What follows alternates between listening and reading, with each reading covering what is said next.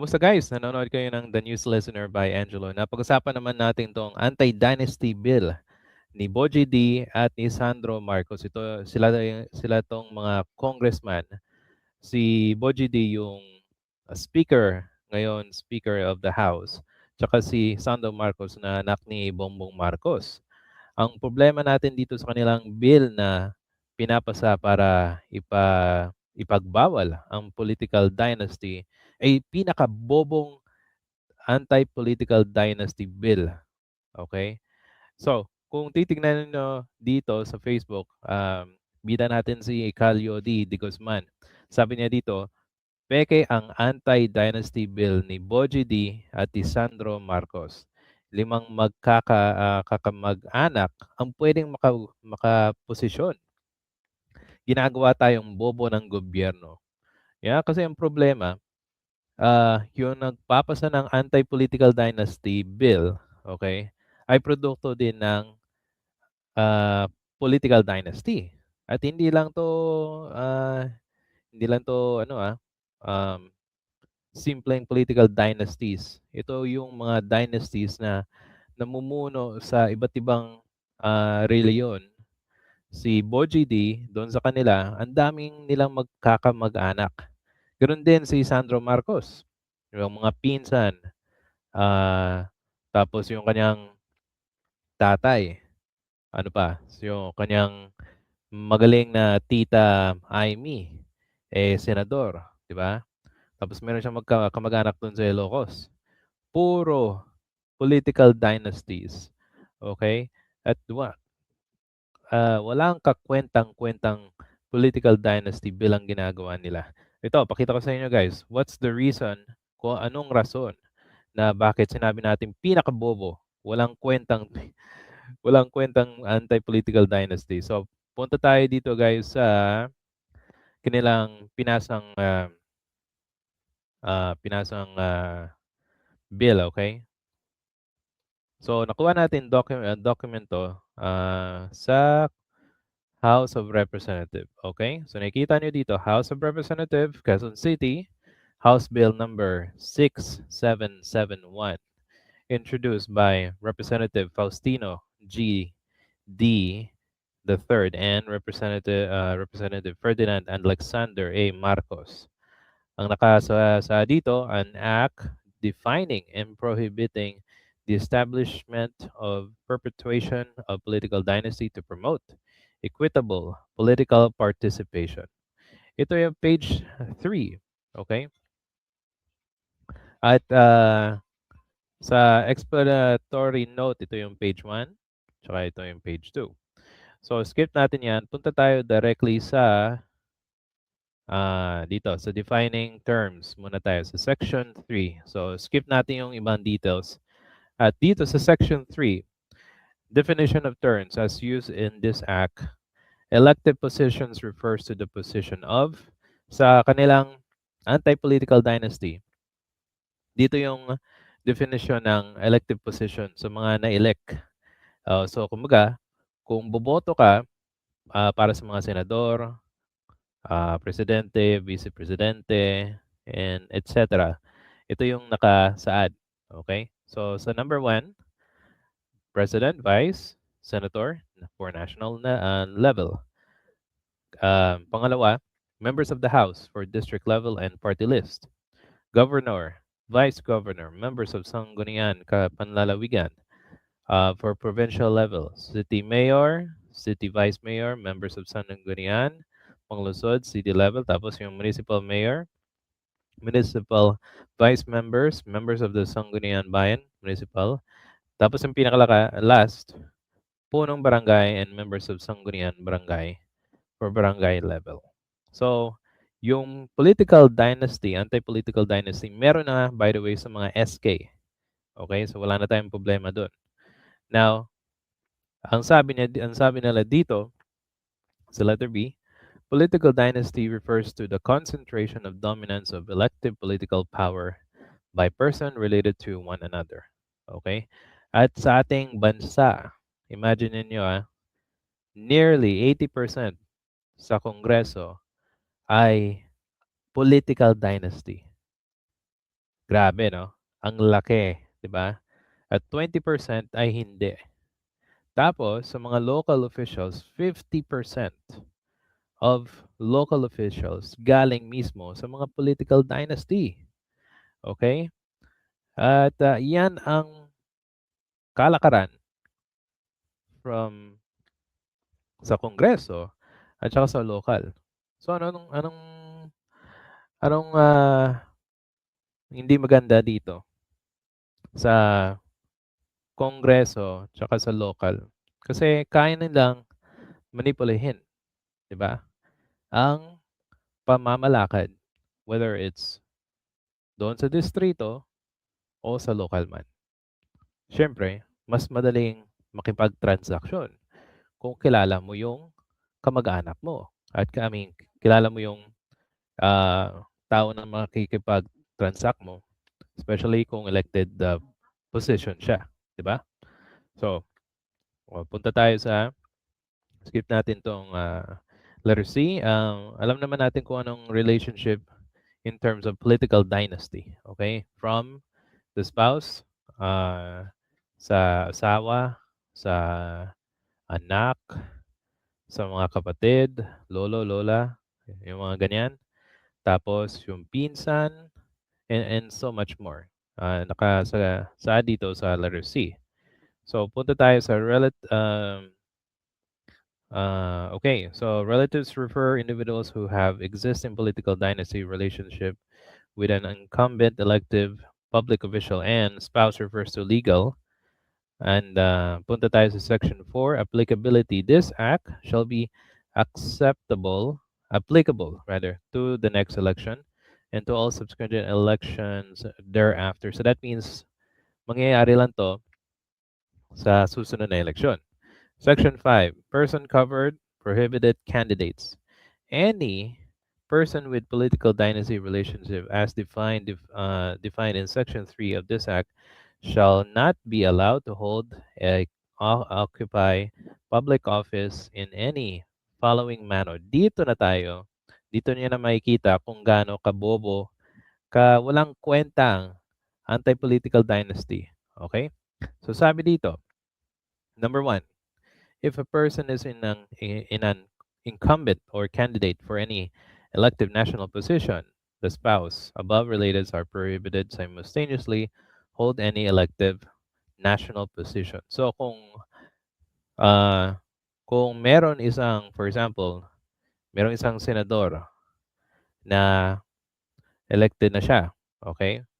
At sa susunod, merong kapatid niya or anyone related sa kanya, hindi pwede maging kandidato sa national level. Okay?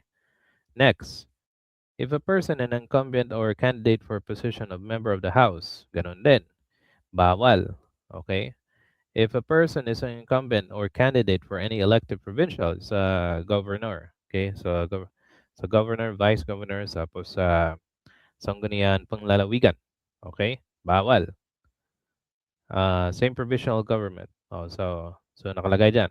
4, if a position is an incumbent or candidate for any elective city, ito yung sa mga city, municipal office, so walang pwedeng may elect o hindi pwede sabay-sabay. Okay? Dapat isa lang. If a person is an incumbent or candidate for any elective barangay office, the spouse and the above relatives are prohibited. Same way sa barangay level. Now, anong problema natin dito? Ang problema natin dito, yung actual na limang nakasaad ay hindi niya sinasabi dito na bawal kumandidato ang isang, for example, ang isang uh, national level candidate. Let's just say yung halimbawa na natin si Bongbong Marcos, siya yung presidente, di ba? So si Marcos, kung national level siya, tapos merong kapatid niya gusto niya maging senador, bawal 'yan. Okay? Pero pag itong kapatid niya gustong maging member of the house, pwedeng-pwede. Okay? Kahit mo pumunta siya sa provincial capital, okay? O pumunta siya sa municipal office o city office o barangay man yan, pwedeng-pwede. Okay?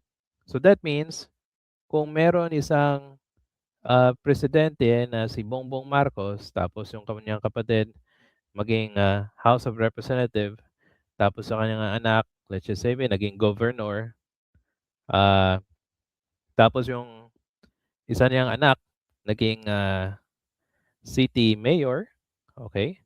Tapos tapos yung isa naging barangay, let's just say, naging barangay kapitan, 'di ba? Sa malaking barangay, ay pwedeng-pwede. That means limang magkakamag-anak pwedeng isabay. 'Di ba? Gets mo 'yan? Kasi kung sasabihin nilang pwedeng magsabay yung lima, pero hindi pwede dalawa sa national level, eh gano'n pa rin eh. Itong dynasty bill nila ay itong kumbaga kung i-a-approve ba 'to ng, ng House of Representatives tsaka yung Senado, okay? At mapasa at ito ay pinirmahan ni Bongbong Marcos, napakawalang kuwenta, 'di ba? Bobo-bobo kasi imaginin mo puwede pa ring, humawak ng posisyon anyone, basta hindi lang sila magsasabay-sabay sa isang level, 'di ba? This is not anti-political dynasty, gano'n pa rin, eh. Puwede pa ring, maging kandidato, 'di ba? Unlike do'n sa mga ibang nagpasa ng anti-political dynasty, and ang pinaka nakita kong napakagandang anti-political dynasty, ah, yung sa Makabayan Block, okey? Ito pakita ko sa inyo guys. Ah, wait lang, punta tayo sa Facebook,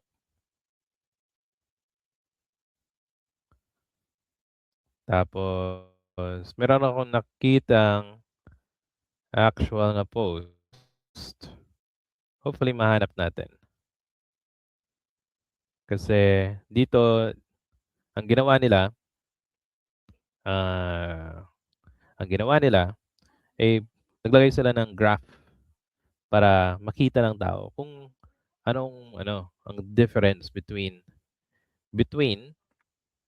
anti-political dynasty ng ibang kandidato, ng ibang congressman na nagpasa nito, okey? So, sandali lang, punta tayo para at least meron kayong, information, okey? Kung makita natin hopefully. Hmm, sandali lang. Imagine ninyo, parang gano'n pa rin yung ginagawa nila. Kumbaga, napaka-ano, imagine ninyo yung galing sa political dynasty nagpasa ng political dynasty, 'di ba? Pero gano'n pa rin, eh, walang nagbago. So, dapat, eh, 'wag kami, 'di ba? May mga matatalinong Pilipino na alam talaga ang nangyayari at, hindi hindi 'yan puwede sa mga, may, alam. Kaya nga dapat yung mga politiko at, politiko na marunong talaga at saka yung mga tao na alam talaga ang nangyayari, dapat i-voice out natin kasi may mga Pilipino, kapwa Pilipino na hindi pa rin alam yung actual na, importansya ng isang anti-political dynasty sa ating, bansa. Okay, medyo hindi ko guys mahanap pero ang natatandaan ko is yung sa Makabayan Block, okay. Ah, ang ginawa nila is lahat meron lang isang puwedeng, kumandidato sa isang posisyon sa gobyerno pero bawal na bawal across any level. That means Hindi pwedeng, for example, si Bongbong Marcos yung presidente, si Sandro gustong maging senador o member of the house, di ba? O municipal, barangay, lahat yon bawal bawal sa batas na yon sa Makabayan. There are other political dynasty bill na sinusulong ng ibang tao, ng ibang kongresista at senador na mas mabuti pa kumpara mo dito sa ginawa ng ni Sandro Marcos tsaka ni Boji D. 'Yon. Okay? So, guys, hindi ko siya maalat pero if you have time, you can always go online at pwede nyo 'tong hanapin. Definitely yung House bill ng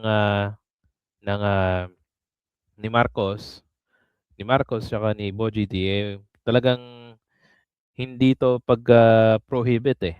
Parang ano na siya, ah, kumbaga finalizing na ito yung definition, 'di ba?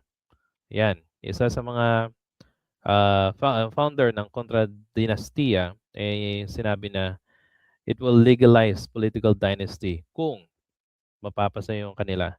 And imagine guys, kung ang politiko natin nasa gobyerno pa rin na magkakamag-anak nando'n, ah, kayang-kaya nilang hawakan, okay? At at itong ginawa ng, magkakaalyado na 'to ay hindi nakakabuti sa ating, bansa. Imagine ninyo, Marcos, Duterte, Revilla, Villar, ang tagal-tagal na nila sa ating bansa bilang isang mga public officials. Pero ano pa rin nangyari sa atin? Wala pa rin, 'di ba? Gano'n pa rin yung sitwasyon natin, mahirap pa rin tayo at, naghihintay na lang tayo ng miraklo para lang, ah, ma mas mabuti o mapabuti ang ating, kondisyon dito sa Pilipinas. So sana, pili pili tayo at, pumili tayo ng mga leader, malapit ng eleksyon, actually kahit 3 years pa. This will, help us think na yung mga taong nakikinig dito sa ating video, ma-realize nila na yung ating mga politiko katulad nitong dalawa, kaya nilang manipulahin ang pag-iisip natin 'pag hindi tayo handa. Okay, kung meron po kayong any suggestions sa ating video, paki-comment po sa ating comment section at, if you like this video, please hit the like and subscribe button. Salamat po sa panonood and I'll see you sa susunod na video.